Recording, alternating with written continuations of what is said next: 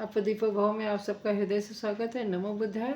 तो अपने ज्ञान मार्ग की साधना में एक कदम और आगे बढ़ाते हैं और अपना सफ़र तय करने की कोशिश करते हैं।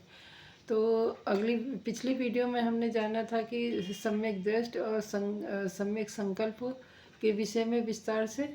आज है हमारा तीसरा सम्यक वाणी और सम्यक कर्म।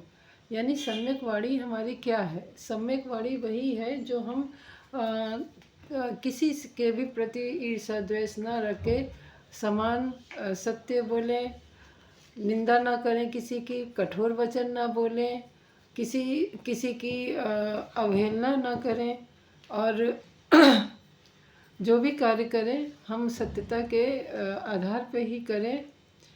दूसरों की प्रशंसा अगर वो प्रशंसनीय है तो ज़रूर करें, अगर नहीं है तो उस जगह आप मौन का धारण करें, ना कि उसको उसके विषय में उसकी हकीकत, जबकि आप जानते हैं कि शीशे में सब कुछ जैसा होता है वैसा दिखता है।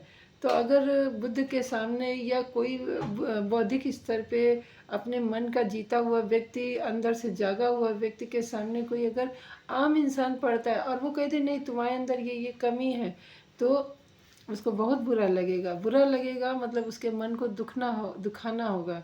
तो ऐसा हमें नहीं करना है। वो जैसा है उसको वैसा ही रहने दो। हाँ, हमारा कर्तव्य है कि उसको जानकारी देना, इससे ज़्यादा हमें उससे कोई अपेक्षा नहीं रखनी है, क्योंकि अपेक्षा रखेंगे तो हमें दुख होगा।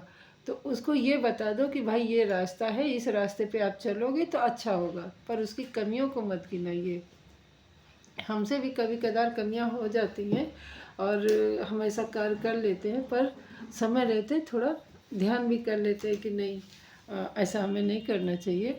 तो मतलब सम्यक वाणी में यही है कि हम दूसरों से मधुर बोलें, अच्छा बोलें और जो भी बोले सत्य बोले और उनको प्रेरित भी करें कि सत्य बोलें। और वाणी का अपना एक महत्व रहता है, तो उसको हम बरकरार बनाए रखें। फिर हमारा ये चौथा है सम्यक कर्म। यानी सम्यक कर्म में हमारा है कि हम किसी को भी किसी भी प्रकार की हानि ना पहुंचाए। ना तो हम अपने शब्दों से किसी को हानि पहुंचाए, ना तो किसी को हम उसकी मानसिक दशा को कठोर वचन बोल के उसको परेशान करें, ना ही शारीरिक रूप से हम उसके ऊपर अत्याचार करें। यानी कहने का मतलब है हम चोरी, झूठखोरी या फिर व्यभिचार या फिर नशाखोरी या फिर चुगलखोरी जिसको भी बोलते हैं, इन सब कर्मों से हमें अपने आप को बचा के रखना है, सुरक्षित रखना है, अपने मन को शांत रखना है। जब हम इन कर्मों का हम कर्म जो सम्यक कर्म है उनका हम पालन करेंगे तो हमारे कर्म तो सुंदर होंगे ही। अगर कर्म सुंदर होंगे तो हमारे मन को भी बहुत शांति मिलेगी। तो गौतम बुद्ध जी के ये जो चौथा अष्टांग मार्ग था, यही था कि आप लोगों के साथ सम्यक दृष्टि रखें, अपने साथ सम्यक संकल्प करें, दूसरों के साथ सम्यक भाव रखें और सम्यक कर्म करके सम्यक वाणी भी बोले।